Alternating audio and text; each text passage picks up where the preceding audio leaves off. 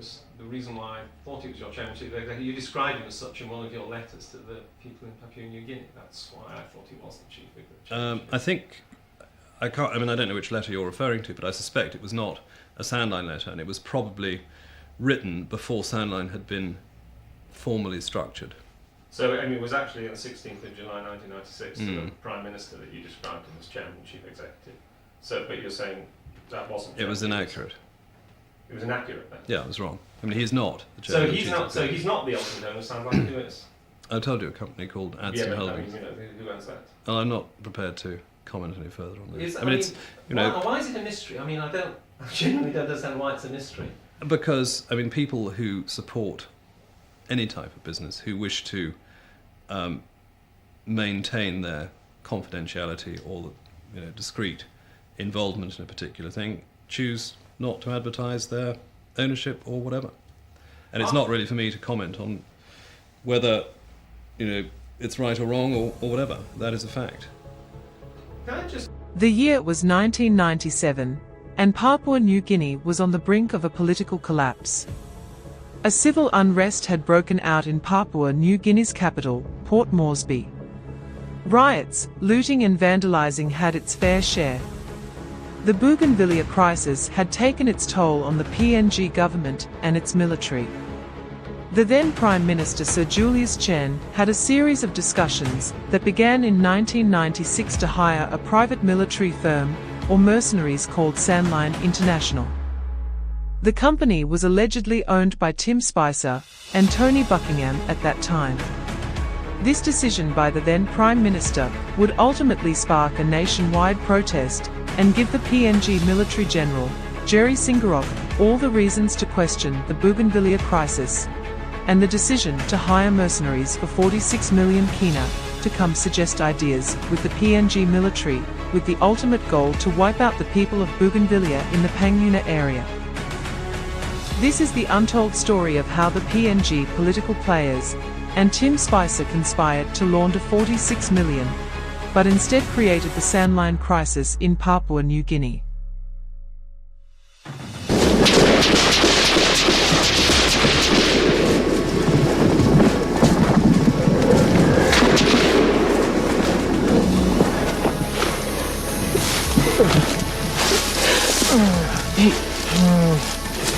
Somewheres I mean, Buenos Aires.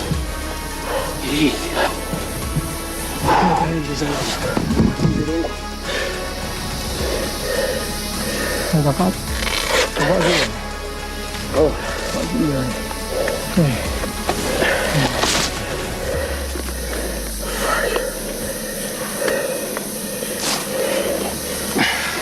Kenapa ni mana apa? Mana kita ni?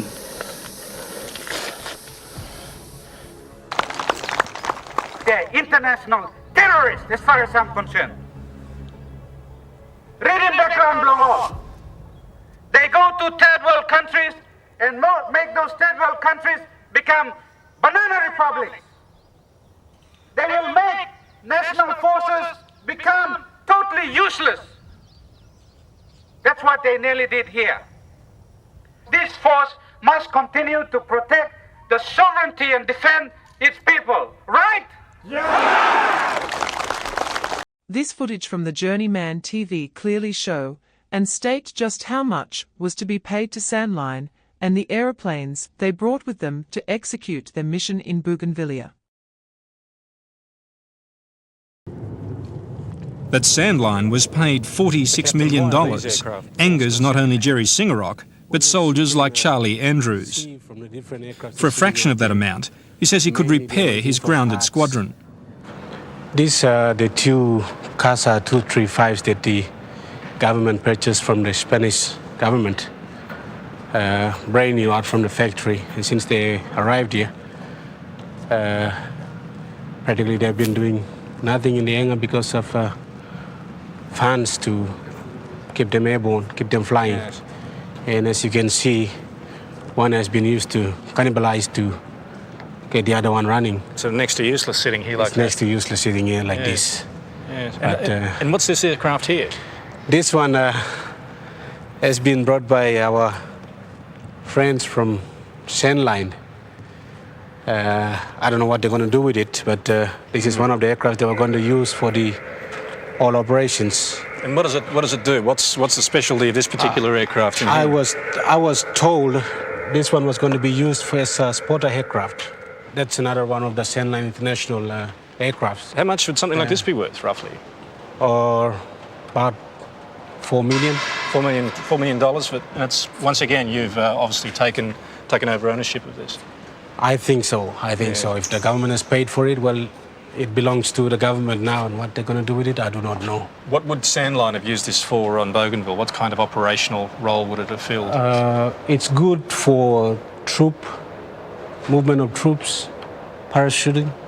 If they were going to use it for any parachute dropping, they would use this one. It's got a ram door. The government repeatedly claimed the mercenaries were only advisors. But when Charlie learnt they were bringing their own helicopter gunships, he knew they were going into action. For us, we knew that if somebody said that they were here for non-combat roles, we sort of questioned it because we knew we wouldn't be able to train within that short period to take over from them to do the job. So we knew they were going to go with us, whatever happens. They would still be out there because, I mean, for me to operate this aircraft or a gunship within 3 weeks, just wasn't possible. It wasn't possible. This is the interview with Tim Spicer that would shine light on truths about what actually went on behind closed doors on the Sandline deal. Can you explain what exactly Sandline International is and what you do in it? Sandline, This is how they marketed Sandline International is a company in that provides 1997. military consultancy services for governments or large corporations in the commercial security field. And we provide a range of services which cover the spectrum from straight consultancy. They have a problem, they'd ask us to analyse it as an independent group of experts, and we produce a report with a number of options which they may or may choose to take up. We can then implement that for them if they wish, and it can range across a whole spectrum of military problems. I mean, ranging from the size of the defence budget right the way through to military training. This is the actual truth about Sandline International in 1997. That Sandline emerged out of something that was a fairly loose and flexible organisation. It didn't really have a corporate structure. And it is no secret that Tony Buckingham had introduced executive outcomes to a number of governments. The actual truth about who owned Sandline International in 1997. So the Sandline itself, you said to him you weren't absolutely sure who owned Sandline, and he seemed a bit, as you seemed to know, it seemed a bit suspicious. I mean, surprised by that reply. Who does own Sandline? It's owned by a company called Adson Holdings. But the ultimate beneficiary, owner of that, is, one must assume, is associated with Mr. Buckingham, and he's the chairman chief executive of Sandline, isn't he? He's not, no. He's not. No. He was. No. It was. Tony Buckingham's got very little to do with Sandline, other than the fact that he is a friend of mine and has provided a degree of advice and impetus and to develop this company. I mean, I think, again, I made it clear in the Andrews inquiry. The mystery and secrets behind who owns Sandline International in 1997, and could Sir Julius Chan, the then Prime Minister of PNG, be a possible major shareholder?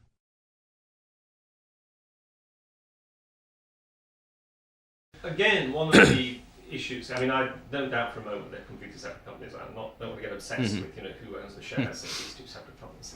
And one of the issues that draw the attention, Andrew's attention, was the fact that the bank account, your bank account, Sandline's bank account, the signatories on that, into which this $18 million was paid, two of the signatories were executive outcomes people and two of the signatories were Sandline people. I think that if you want to be very accurate about that, at the time of the Sandline contract that was not the case.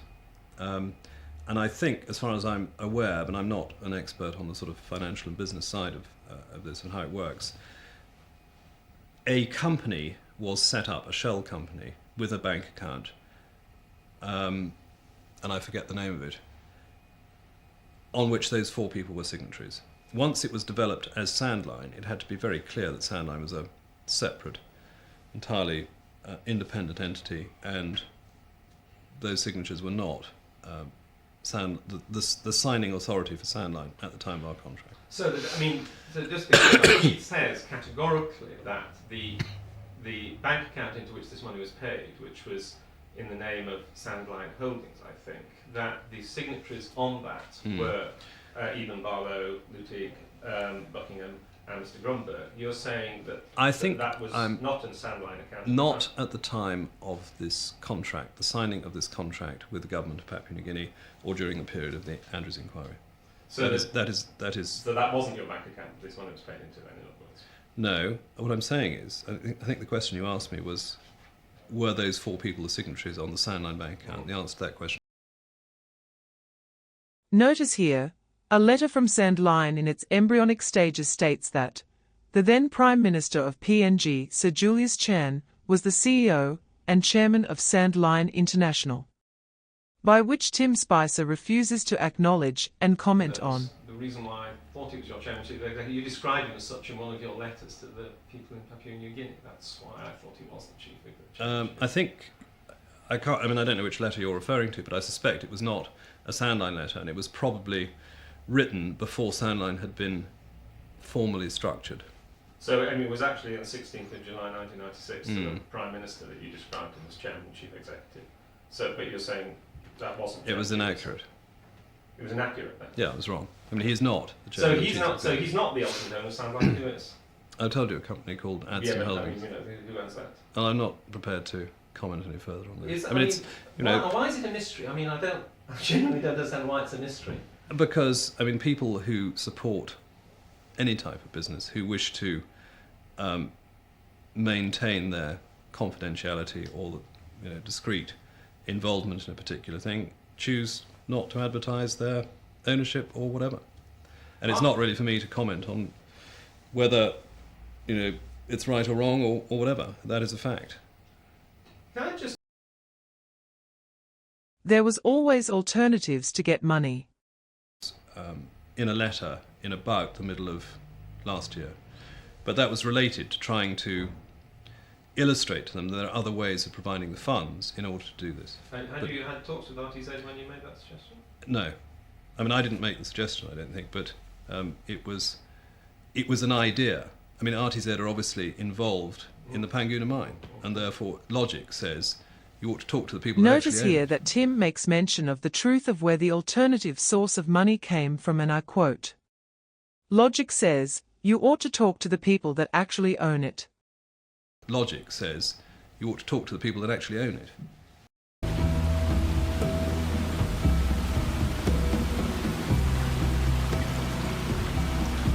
It is now clear that they, Sandline International and PNG political players in this saga, may all have been conspiring with the Panguna mine's major operator Rio Tinto.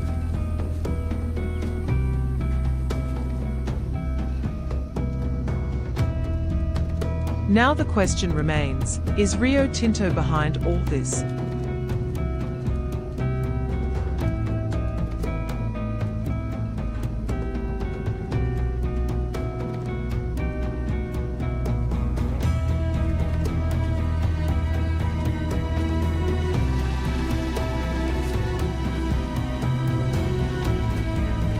Stay tuned for part 2.